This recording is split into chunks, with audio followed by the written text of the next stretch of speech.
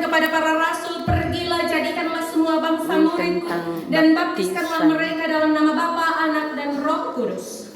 Berdasarkan kitab Tuhan itulah Injil diberitakan di mana-mana dan orang yang percaya akan dibaptis menjadi tanda baginya bahwa ia telah terhisap dalam jemaat Kristus. Yang kedua, baptisan itu sendiri mempunyai arti sebagai berikut. Air diambil, disiram pada kepala anak yang dibaptiskan. Artinya ia harus disucikan karena telah tercemar dengan dosa. Jika ia tidak disucikan, maka tak mungkin masuk ke dalam kerajaan Allah. Sebagaimana tubuh dibersihkan dengan air supaya bersih, demikian pula orang yang berdosa harus disucikan dan dilahirkan kembali melalui darah Kristus dan Roh-Nya. Namun harus diingat bahwa air itu sendiri tidak mempunyai kuasa sakti yang menyelamatkan. Yang ketiga, selanjutnya baptisan itu adalah tanda persekutuan dengan Allah. Kita harus ingat bahwa dosa telah menceraikan kita dari Allah. Dalam baptisan diucapkan dalam nama Allah Tritunggal, Anak dan Roh Kudus, Allah Bapa, Allah Anak dan Allah Roh Kudus, sesuai dengan amanat Tuhan Yesus sendiri.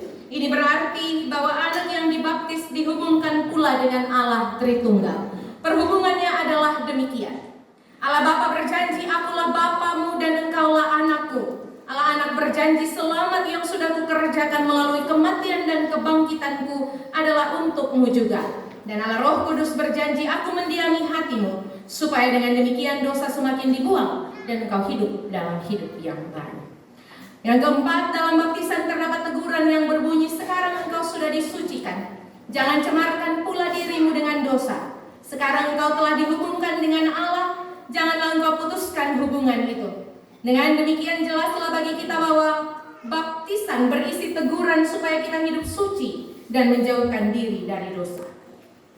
Mengenai anak-anak kecil, kita maklum bahwa mereka belum dapat memahami arti baptisan. Namun demikian di bawah ketidaktahuan mereka, Allah menuntut mereka. Tetapi jika ibu bapa dengan sungguh hati percaya bahwa maka Tuhan Allah bersedia menerima anak-anak meskipun mereka masih kecil. Tuhan Allah sendiri mengungkapkan hal itu dalam firman-Nya. Dalam perjanjian lama, aku menjadi Allahmu dan Allah keturunanmu. Kejadian 17 ayat 7. Dan dalam perjanjian baru, sebab bagimu janji itu dan bagi anak-anakmu. Kisah Rasul Tua ayat 39. Dari uraian tersebut jelaslah bahwa anak-anak orang percaya akan perjanjian Tuhan dapat dan harus menerima perjanjian meskipun masih kecil. Dengan demikian kita dapat membedakan mana anak-anak orang beriman dan mana anak-anak orang tidak beriman. Ibu bapak berkewajiban dan bertanggung jawab memberikan penjelasan dan pengajaran tentang baptisan kepada anak-anak. Karena itu sebelum kita melaksanakannya, mari kita berdoa. Ya Allah Bapa yang Maha Kuasa dan Maha Murah, kami memuji nama-Mu karena Engkau telah membuka jalan selamat bagi kami melalui anak-Mu Yesus Kristus. Dan Engkau juga memberikan iman dalam hati kami, sehingga kami boleh percaya kepada Yesus Kristus yang sudah mati dan bangkit bagi kami dan anak-anak kami. Kami mendoakan anak kami yang akan dibaptis, Dean Januar Obaja Tede, supaya ia disatukan dengan Kristus, dilepaskan dari kuasa iblis dan dosa, supaya ia hidup dalam hidup yang baru. Berikanlah kepadanya Roh Kudus, agar dapat menanggung kesukaran dunia dengan senang hati, dan pada hari kematiannya dapat menghadap kursi Kristus, kursi pengadilan Kristus tanpa takut. Kami mohon semuanya itu dalam nama Tuhan kami, Yesus Kristus. Amin. Anak-anak yang dibaptis akan diterima dalam persekutuan gereja segala zaman dan tempat. Mereka diterima berdasarkan iman orang tua dan jemaat. Karena itu saya jemput jemaat untuk bangun berdiri. Kita sama-sama mengikrarkan pengakuan iman rasuli dengan berkata, aku percaya kepada Allah yang Maha Kuasa, Allah di langit dan bumi, dan kepada Yesus Kristus, anaknya yang tunggal Tuhan kita, yang dikandung daripada Roh Kudus, lahir dari darah Maria, yang menderita di bawah pemerintahan Pontius Pilatus, disalibkan, mati dan dikubur, akan maut. Pada hari yang ketiga, bangkit pula dari antara orang mati, naik ke surga, duduk di sebelah kanan Allah, Bapa yang Maha Kuasa, dan akan datang dari sana untuk menghakimi orang yang hidup dan yang mati. Aku percaya kepada Roh Kudus, gereja yang kudus dan am, persekutuan orang kudus, pengampunan dosa, kebangkitan daging, dan hidup yang kekal.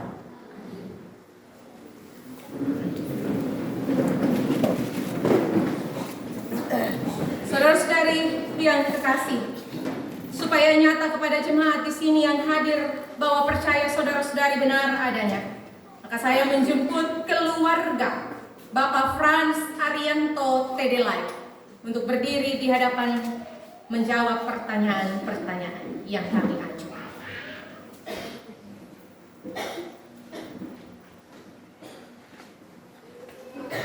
Pertanyaan yang pertama, percayakah Bapak dan Ibu? Bapak dan Ibu ya. Percayakah Bapak dan Ibu bahwa Alkitab adalah satu-satunya sumber yang menyatakan jalan selamat kepada kita dengan sempurna? Pertanyaan yang kedua, mengakukah Bapak dan Ibu bahwa anakmu Dean Januar Obaja Tede telah tercemar dengan dosa sejak dalam kandungan? Pertanyaan yang ketiga, percayakah Bapak dan Ibu bahwa anakmu telah disucikan dan diterima oleh Allah karena Kristus telah tumpahkan darahnya baginya? Pertanyaan yang keempat, berjanjikah Bapak dan Ibu bahwa dengan sungguh hati akan memelihara anakmu pada jalan selamat sesuai dengan ajaran dan pengakuan jemaat di sini? Apakah keluarga Bapak Frans Arianto Tedelai percaya, mengaku, dan berjanji? Kami mengaku. Kata Yesus, biarkanlah anak-anak itu datang kepadaku, jangan menghalang-halangi mereka, sebab orang-orang seperti inilah yang mempunyai kerajaan surga. Ambillah anak kekasihmu,